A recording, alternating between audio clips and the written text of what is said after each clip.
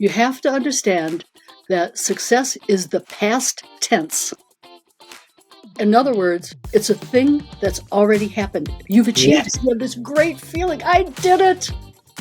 Whether Mhm. it's tying your shoe or making your first $1 million. I did it. It's Mhm. done. So if it's done, how did it get done? Well, you had the second thing, which was an aim to do it.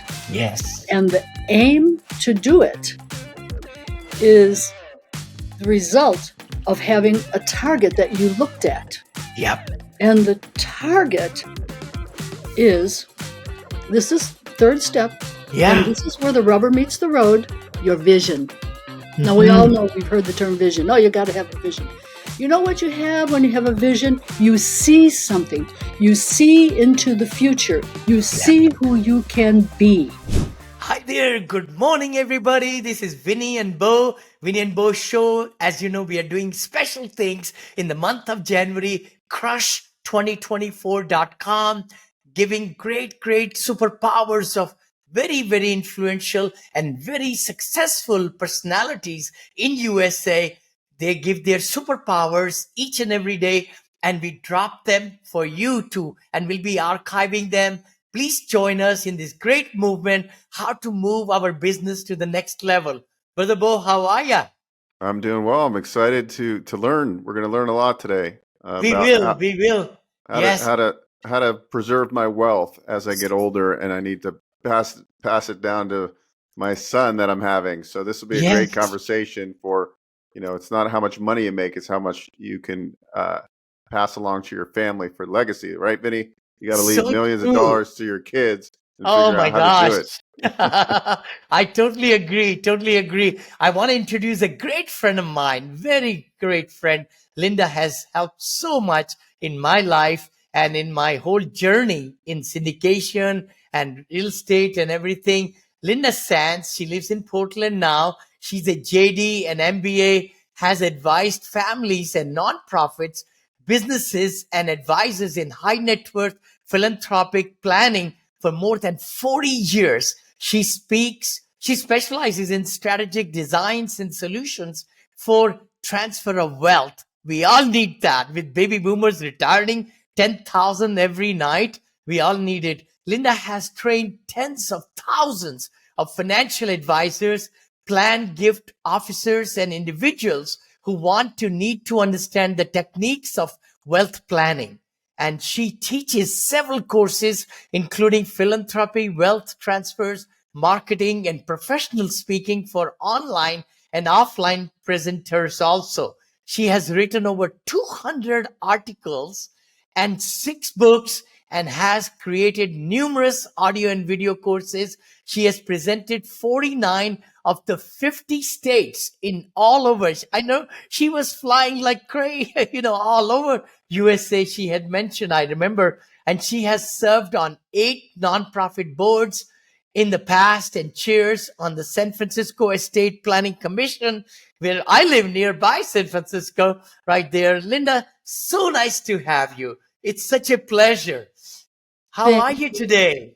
I am good. How are you? I'm doing amazing, amazing, Uh, Linda. So good to have you. So I'm going to ask you a great question. You and I were talking just the other day, and one of your colleague or one of your friend a few weeks ago, you told me a business consultant actually once asked you if you were successful.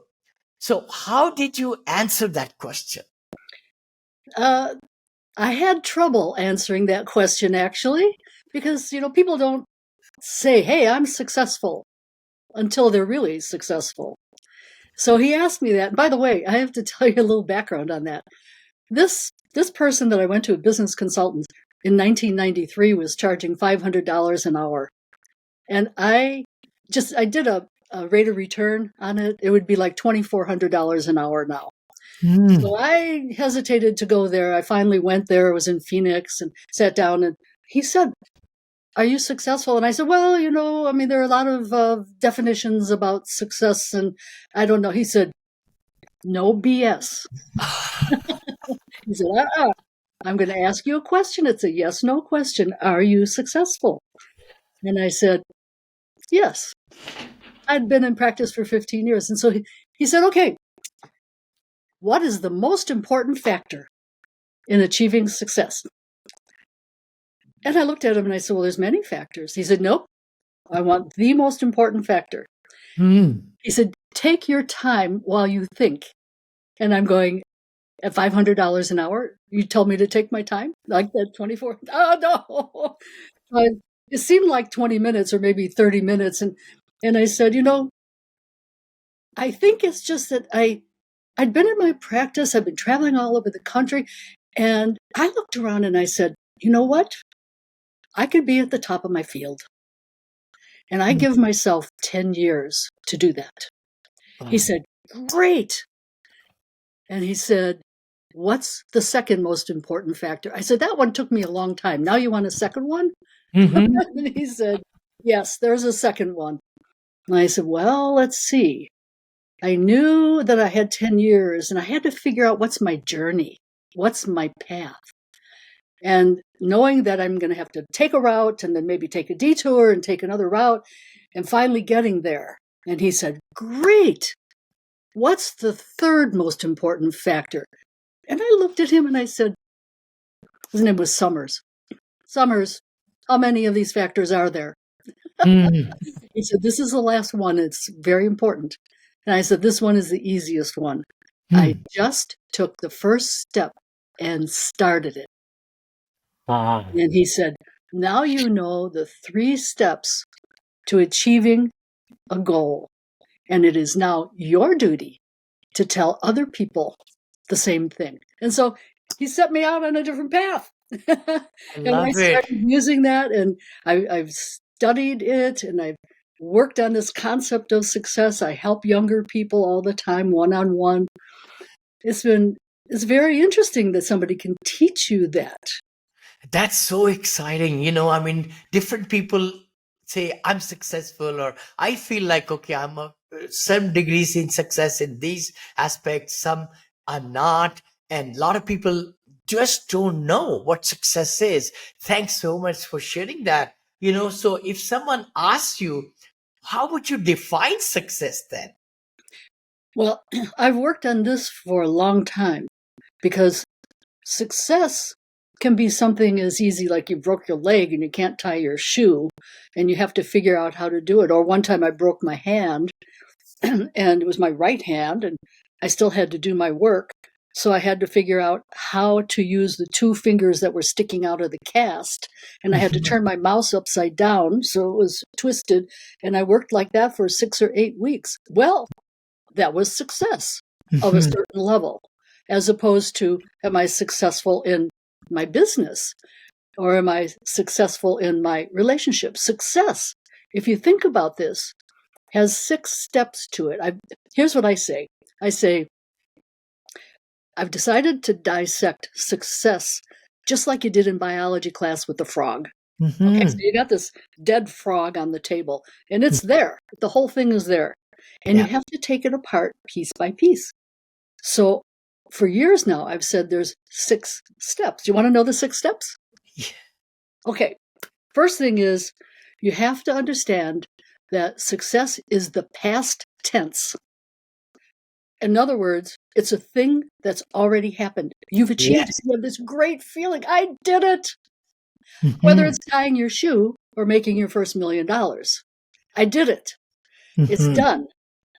So if it's done, how did it get done? Well, you had the second thing, which was an aim to do it. Yes. And the aim to do it is the result of having a target that you looked at. Yep. And the target is, this is third step. Yeah. And this is where the rubber meets the road, your vision. Now, we all know, we've heard the term vision. Oh, you got to have a vision. You know what you have when you have a vision? You see something. You see into the future. You see who you can be. Yep. And when you see that and you make that what you want, now you have another very difficult step, because either it's going to be a goal or it's going to be a wish. Which is it? That's another really critical step. So now you set your path. Remember I said the second thing was you set your path and you start your journey and you know that you're at point A and you want to be at point B. You know what I call you then? I call you the explorer. Because now you're going, what's my route? I'm going through mud. I'm going through trees. I got to cross the river. How am I going to get to that point B? You want to leap over these obstacles. And once you understand that it's okay to have failures. It's okay to change your route. It's okay to meet that challenge. Because finding that path, while it's not step one, you can't go on unless you're willing to take that path all the way to the end. So what happens to people, excuse me, is what I call brain mush. Sometimes, people say, I don't have the time, I don't have the space, I don't have the money, I don't have help, nobody educated me. Maybe I shouldn't be doing this, maybe I should do something else. Stop it and just focus on point A to B. You're the explorer. You need to go from here to there. It's easy when you say it's okay to fail and pick yourself up. Yeah. It's a very interesting process, and I love talking to people about it because I discover that people they resonate with understanding this, like the 6 steps in dissecting success in your life. I really like it, but there's sometimes what I call a dark void when people say, I don't know what to do. I don't know what to do. And then they get depressed. So we have to pick them up and push them forward again. That's what I do when I work with younger people, push them forward. I'll go into question here. People who have goals can easily find how to set and achieve goals. There are tons of articles online. What about people who really don't have a plan, have goals, if they don't know what would make them happy and successful in life, right? So it's a good question, because a lot of people can figure out how to do it, but they don't even have the vision. Yeah. I looked on Google. I've done this periodically over the last, remember, I went to this business consultant 30 years ago. Yep. So I have followed on Google the term goal setting. And the first time I looked, there were 32 million hits. Wow. This year, because I look periodically, this year I looked and there were more than 2 billion. So goal setting. Just goal setting. Yeah. So people are really looking for how do I set a goal? And many of them don't understand what they're actually doing is, how do I find a goal that pleases me? Yeah. And I have a whole, I would say it's a little course that I work with when I work with people, and I call Unearth. Unearth, that's an important word. Unearth your true life goals so that you can be happy. Well, if you think about unearth, that means you got to dig deeper. And I have a whole method of doing that. It's a series of little exercises that you do. I want to tell you one other quick story and how it fits here. I was living alone, and one day I was making a pot of spaghetti, and in my kitchen, I knew the kitchen needed remodeling. I had kind of a shallow sink, and I kept looking at that thing and saying, I really ought to change this sink. It's cheap, it's small, it's old.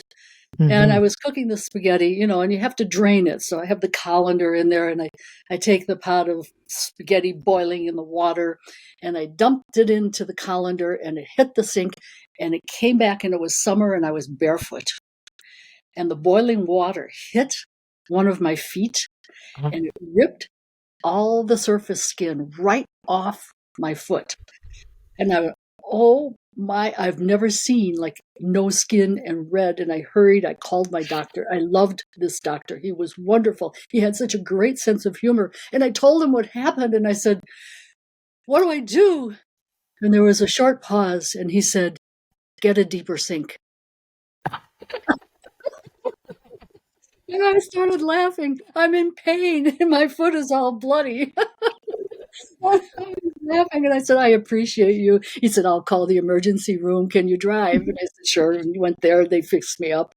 That stayed with me for a long, long time. And I have used that in speeches that I've given when I tell people, this is something unusual. You need an unusual approach. You need to get a deeper sink. So, how do we get this deeper sink? Well, the first thing I want to say is you can take an aptitude test. That doesn't mean that you like what you're good at. So I say, go ahead, take the aptitude test if you wish. But really, you need to search inside because it's not aptitude, it's desire. So if you're going to find that, we have to create a what I call an internal mirror, and you have to hold it up to yourself, and you have to ask yourself some really serious questions. Now, you may find this kind of funny, but I separate people into three different beings. You, Vinney, you are three different beings. Beau, you are three different beings. You are a thinking being, a doing being, and a feeling being. Now, think about thinking being, I love numbers. I deal with wealth transfers, taxes. That to me is numbers and animals are my best friends, I've always said. So I know that. A doing being, I love cooking and I love sewing. But one time somebody gave me a jacket and said, could you repair this for me? And I said, sure, I'm good at that. And I threw it in a corner. And I didn't do it. About 8 months later, he asked if he could have his jacket back. I said, okay, what was my problem? I liked it, but I couldn't do it for money because he was going to pay me. I had no desire to sew for money. I'm a great cook. I entertain and I have big parties. And somebody said, can you cater my party? And I looked at them and I said, nope. I cannot do it for money. I could write a cookbook for money. Yeah. So your doing being is very important to know. And then your feeling being, what do you care about? Remember I said I care about animals. I really care about animals and animal humane treatment of animals. So now, you, Vinney, if you were the person who came to me and said, how do I find my goal? That's the first thing I would tell them. Separate yourself into three beings. Divide yourself and ask yourself some good questions. And what are those good questions? I have materials and I have a list of questions. Can I? Sure. Please. This is what I call. This will be very good for everybody. And they can even rewind and even write it and listen to it again. Okay, thanks. I can't memorize all these questions, so I have to read them to you. Yes. Now pretend that you are the person who asked me, I don't know what kind of goal I want in my life. Okay. If you're bored, sitting around, or just generally wasting time, what do you tend to do? For example, I'll pick up a cooking magazine or read recipes. That's a very important question. One of the women that I worked with, I asked her that question, and she said, oh, that's absolutely clear. I'll go and read things about interior design. And then she went off on this whole thing about how she loves interior. She was not anywhere near the world of interior design. And I said, so why are you doing what you're doing? Because I have a steady job. Yeah. And I said, well, you have to ask yourself some more questions. Like this. If you are supposed to read something for work, where you work right now, and you're procrastinating because maybe you're not in the right thing, what will you read instead? And she said, interior design. I said, if you're online at work and you sneak away from your work product, what do you look up online? We all do that a little bit. We go over, we read the news, we read this little story. And she said, consistent. I said, okay. Do you have any hobbies? She said, well, I've never done that except for myself and my sister and my friends. I said, but it could become a very profitable hobby if you're good at it. Yeah. And by the way, Vinney, if anybody wants this list of questions, they can email you or me because these That are be things that are going to lead you into like pulling out totally what you like, because the whole thing is you got to do something that doesn't feel like work. so true. Isn't So that very true? true what you're saying. Yeah. Because you know what I love? I love to teach things that I've learned. I don't care if Mhm. it's macrame when I learned that, or I've worked on this, since 30 years ago. I want people to know this. Yeah. What would you say people ask you about most if they are looking for your help? Hmm. This So, way they understand what you are, yeah, what do bringing. they see you as? Yeah. Yeah. And then here's one I think important. If there were one thing in life you wish you had the talent to do, what would that be? Play a Wow. violin? Do something in sports? Raise chickens? What is it? Movie star. Movie I'd like. star. Movie star. Well, Yeah. oh, you already are. You're already there. Yeah, this is interesting because I find myself when I have a little bit of time, like when I grew up, I was a terrible student, didn't open books. Hmm. I was diagnosed with a learning disability. I don't know if I ever told you that this Vinny, but had a learning disability. As I got older in life, I didn't go to college. As I got older in life, I really like to learn now. So in my spare time, I learn, and Hmm. I love learning, and I do like teaching what I learned. So it's kind of and that's probably why I podcast. and Is and because you are yeah, in your groove here. So yeah, true. yeah. Yeah. That is wonderful. So how do I Yeah. take it to the next level, right? How do you? And I think just understanding yourself, right? Mhm. I'm curious, Linda, on steps to kind of really hone in and use this to grow the business and your voice. What are your take on Okay. that? First, I offer to any of your listeners this list. I have probably 10 or 12 questions, and I'm going to say that in all seriousness, write your answers. Yeah.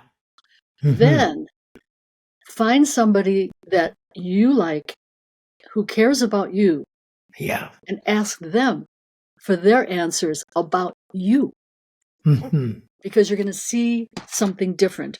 And what I like to do, it's a serious exercise and it takes some time, but it's fun to do.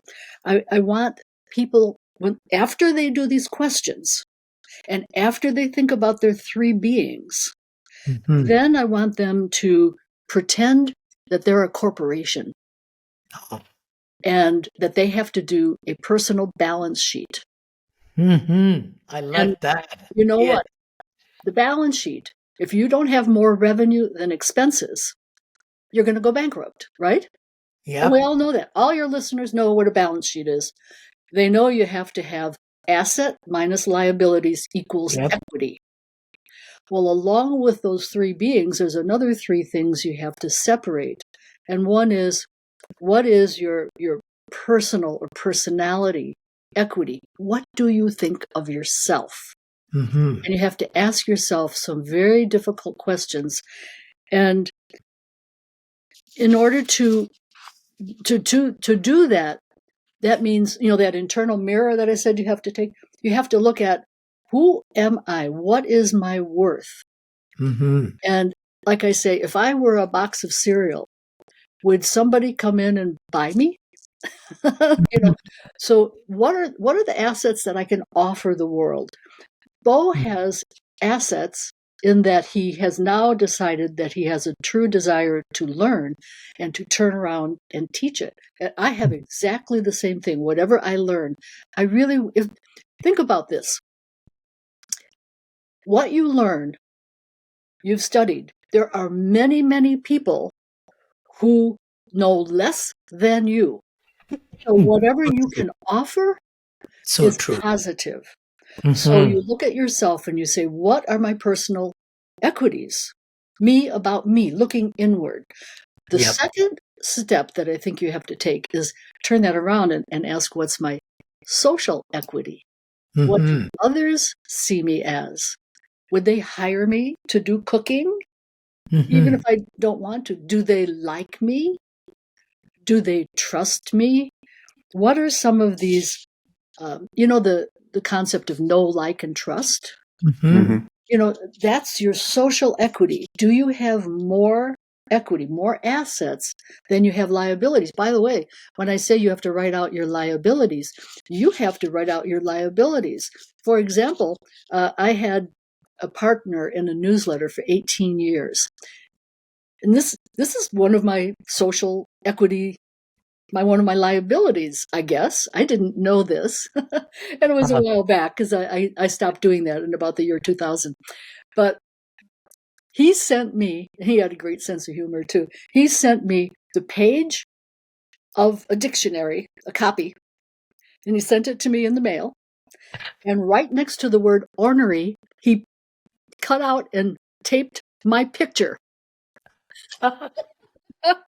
So I guess I didn't realize I had been ornery with him, but I had been ornery with him. So I had to realize that maybe I had to watch my words. Or here's another example. I'm telling you my examples because this is what I know. I don't know what a listener of yours would have in their social equity. I used to drive 45 minutes to go downtown San Francisco to work. Well, what do you do for 45 minutes in the car when you're driving and going across the Golden Gate Bridge? You think, and you think about the day. And I would think of all the things we had to do. And I had 5 lawyers and secretaries and file clerks, the whole bunch of people. And I would park my car and I would walk in and I would say, we have to do this today. We have to achieve these things. And finally, one day, somebody stopped me and said, it would be nice if you could say good morning first. Oh, no. I had already been working for 45 minutes and I didn't realize the effect that I had when I walked in. That's your social equity. And the third equity is your success equity. And in your success equity, I just want to say that we have these exercises that I'm happy to give you. And this is last but not least. I look at your success equity like a bank account. How do you feel about getting success? How do you feel about that? Some people are afraid of success. Now they have fewer assets against their liabilities because their liability is so big. So they have to balance that out again. And what I say is you have to make capital contributions to this artificial corporation that I said you've become. So that equity is probably one of the most important ones. How do you do that?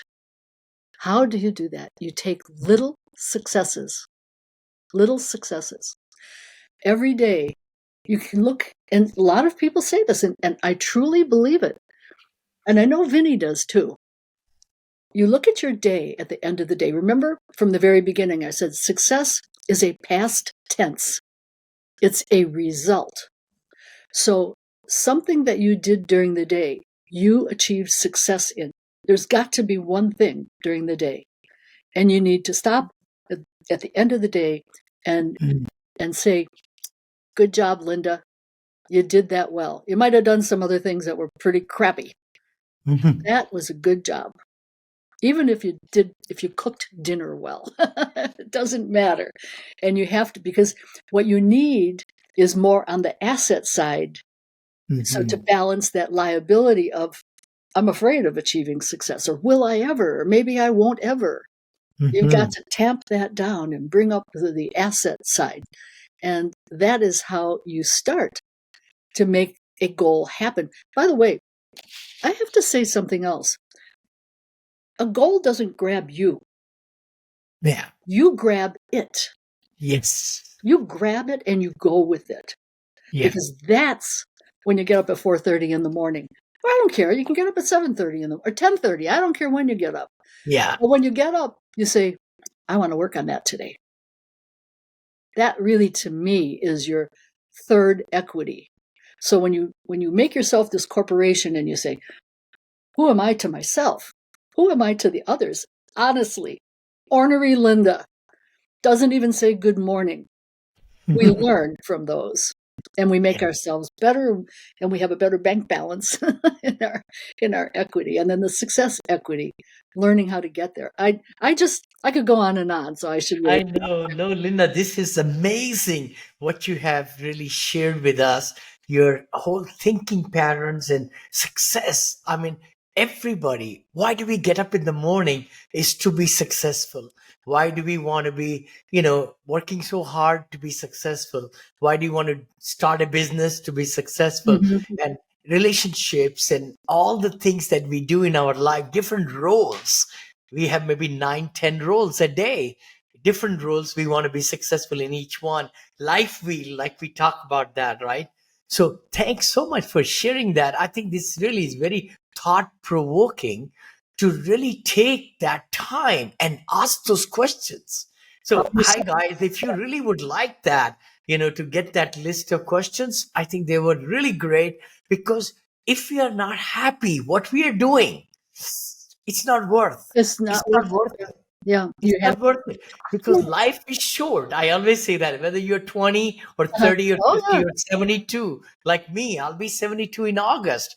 Life is, comes true. as big as you want, as long. And I don't know, Linda, I'm did you older get, than you, Vinny.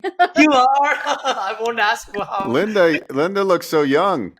She does, I know. Can I tell you That's, one other story? please do. I Because this to me was a, kind of a mind-opening story for me. Along the way, when I was studying success and Yeah, challenges, yeah. um, outside my house arrived a feral cat. And I don't Mm, mean some cat that was domesticated at one point and now just loose. This was a feral cat. And he was small, silver gray, looked just like a fox. So I called him mm. Renard, Renard, which is the French word Okay. for fox. Yep, yep. And I one day I said, I would love to make that cat my house cat. So it took me 2 years of trying and trying to catch Mm, him. Many gouges in my hand. Had to ask the vet one time, a huge gouge that I had. Two mm. years, 5 years before he let me pick him up. Oh, wow. At year 7, he came in the house and went back out. And at year 11, he moved in for his old age, and he died Oh, at my 14. God. And I Wow. worked for all those years to make him my pet. Between year 11 and 14, he was a wonderful, soft, sweet, wonderful, loving cat. And I wrote out one day, you know, how you do when you're escaping work and you wanted, I wrote out what that meant to me. And I have Mhm. this list, and it really, really will tell the people who are listening how you feel when you succeed at something. I Mhm. met a challenge. I set a goal. I developed a passion to succeed. I Mhm. set my determination. I exercised true perseverance. I treated my setbacks with good humor. I allowed forgiveness for my failures and for the deep scratches on my skin. I Mhm. committed to love, undying and unconditional, for this beautiful little creature. And I learned compassion along the way. And finally, I refused to give in or give up. Wow. And I Wow. thought that is what success is. That's the definition. It's so true. Oh my gosh. I mean, as you were explaining the whole story, I said, wow, I would have given up. I'm sure lots of people who are Would have listening to given. us today, they can really put themselves in those, how we give up so fast. Yeah. And look at you, 11 years. And this is so epitome of success, what you just shared. Thank you, Thank Linda. Thank you thank you. so much. How can people reach you, by the way?